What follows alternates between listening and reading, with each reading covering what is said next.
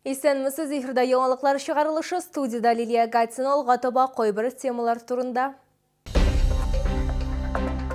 Шолда сорык ите ак кәбестә һәм башлы суган Татарстанда иң кыйммәт бәядән сатыла. Ярминкәдәге бәяләр белән эшләр ничек торасың?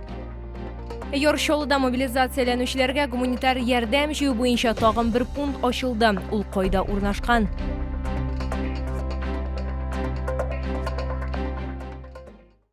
Шолда сорык ите ак кәбестә һәм башлы суган Татарстанда иң кыйммәт бәядән сатыла. Шәһәр кибетләрендә бу продуктларга бәяләр республика буенча минималь хакларга караганда 2 тапкырга диярлек күбрәк.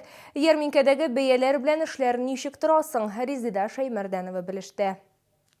Светлана Пермикина һәр атна сайын ярминкәгә йөри. Аннан ул төрле азык сатып ала. Бәяләр дә кыйммәт түгел ди ул. Они как сделали вот это мясо, допустим, 480-500, они так и держат. Мы закупили и картофель, и лук, и морковь, потому что дача у нас маленькая, 3 сотки, очень дешево. И картофель по 20 рублей, и морковку мы купили по 20 рублей, в погреб спустили. Башка сатып алучылар да Светлана Пермикина белән килешә. Хәтта кайбер продуктларга бәяләр күтәрелүдә аларны борчымый. Бары тик сыйфаты гына яхшы булсын диләр алар. Растут цены, но устраивают, покупаем, ходим. А по сравнению с магазинами как?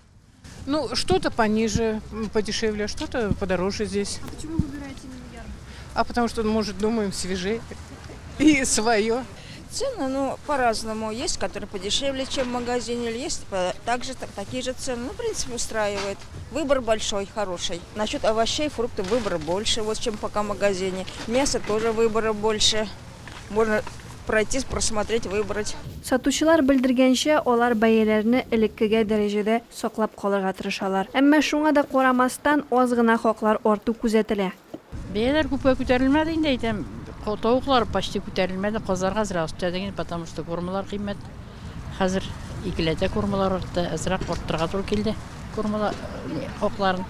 Иткә бәяләр үзгәреше әлегә күренмәсә дә, сезонлы яшелчәләр һәм җиләк-җимешләр буенча барысы да үзгәрергә мөмкин. Тиздән фермерларның запаслары кими. Шул вакытта киләсе уңыш сезоны башланганчы бәяләр дә күтәрелергә мөмкин дип борчыла сатып алучылар. Шуңа күрә кайберәүләр аларны күбрәк сатып ала.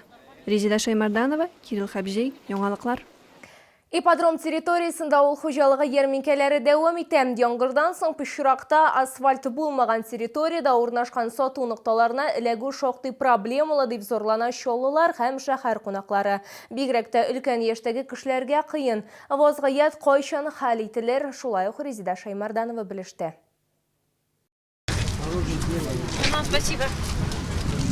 Менә шулай сатучылар һәм сатып алучылар ипподромда урнашкан ярминкәдә картонка буенча йөрергә мәҗбүр. Бу ысуллар пычракта пычранмас өчен кулланыла диләр алар. Пычрак вакытта җиргә авыр, конечно, авыр. Аяклар сызлый, бөтенесе пожилые стараются. Монда килергә базарга, киләлгәне килә, чыгалмаганы чыгалмый да вообще. Бу иншалла ярмаркалар инде халык өчен бит инде, халык өчен. Халык килә быелгы елына яңгырлы көз дип әйтергә ялгыш булмастыр инде. Шундый яңгырлы вакытта йөрер өчен покупательләр өчен неудобно инде. Сораштыручылар арасында башка фикердә торучылар да бар. Алар асфальтланмаган территориядәге пычрак аларга берничек тә комачауламый дип саныйлар. Ну, естественно, что народу меньше, когда дождик-то идет. Да, бывает. Ничего, со временем, кажется, высохнет. Вакытлыча шәһәр башкарма комитеты җитәкчесе вазифаларын башкаручы Илья Зуев сүзләренә караганда, ипподромда төзекләндерелмәгән сәүдә мәйданчыгы буенча мәсьәлә хәл ителәчәк. Мы в 2023 году планируем провести эти работы по благоустройству этой площадки, чтобы она была удобна для эксплуатации, как для горожан, которые приходят за покупками, так и для сельхозпроизводителей для продажи своей продукции. 2023 елда бу эшләрне үткәрү өчен тиешле финанслау көтелә. Резида Шаймарданова, Кирилл Хабжей, яңалыклар. Әгәр сезне дә борчый торган проблемагыз яисә шатлыклы хәбәрегез булса, безнең редакциянең кайнар элемтә телефонына шалтыратыгыз 51 31 31 номеры тәүлек буена эшли. Хәбәрләрегезне WhatsApp башада юллый аласыз, фото һәм видеоларыгызны 8939 311 31 31 номеры буенча көтеп калабыз.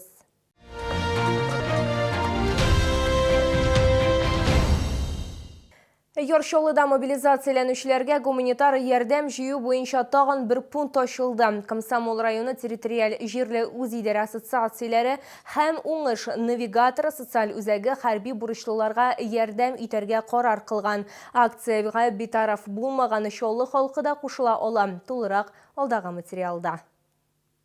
Вера Захарова мобилизацияләнүчеләр өчен гуманитар ярдәм җыюда беренче тапкыр гына катнашмый. Бу юлы ул җылы әйберләр алып килгән, мондый битараф булмаган шоллылар шактый ди ул. Просто люди помогают. Кто деньгами, кто вещами, понимаете, это просто чувствуете, что действительно все болеют душой. Все за всех мужиков переживаем, которые там у нас находятся сейчас. Хочется и обуть, а дети покормить хочется их. Мобилизацияләнүчеләргә ярдәм итәргә теләүчеләр бик күп булып чыкты. Гуманитар ярдәм белән 50дән артык тартма җыелган. Анда куртка, биялиләр, итек, шарфлар тупланган. Шулай ук азык-төлек продуктлар да, дарулар да бар. Силами наших жителей, наших муниципальных учреждений, силами наших председателей Комсомольского района. Поэтому мы такую работу организовали, и получилась работа адресная. То есть каждый мобилизованный получит помощь именно ту, которая ему требуется, о которой он сам нам сказал. Если от наших служащих будут поступать заявки, значит также мы будем их отрабатывать. Если же заявок не будет, тогда мы будем просто собирать гуманитарную помощь и отправлять уже на склады централизованные в город Казань. Бу акция бер тапкыр гына үткәрелми, аңа битараф булмаган һәр кеше кушыла ала. Гуманитар ярдәмне җыю пункты уңыш навигаторы социаль үзәге территориясендә урнашкан. Лилия Гатина, Христина Балабанова, Кирилл Хабзей, яңалыклар.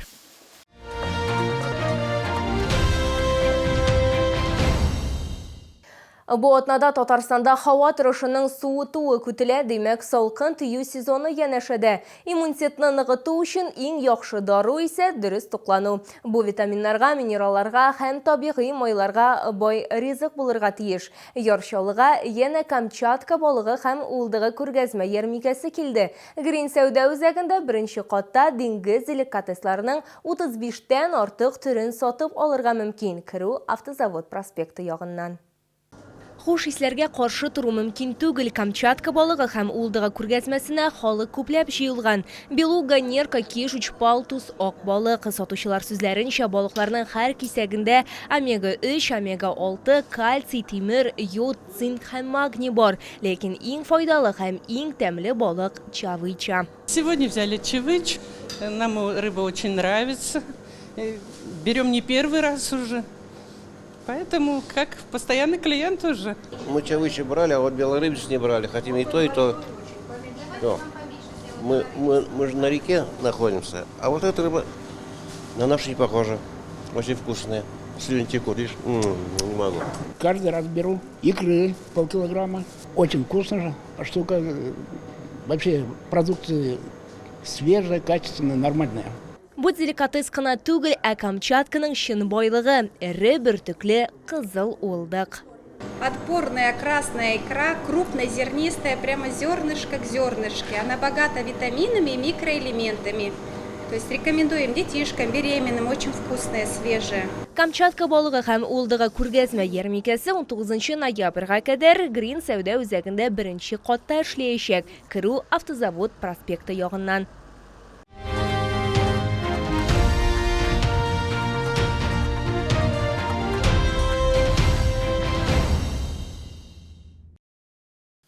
Бу сезгә җиткерәсе соңгы мәгълүматы иде. Мин Лилия Гатин сезнең белән сау булашам. Игътибарыгыз өчен зур рәхмәт.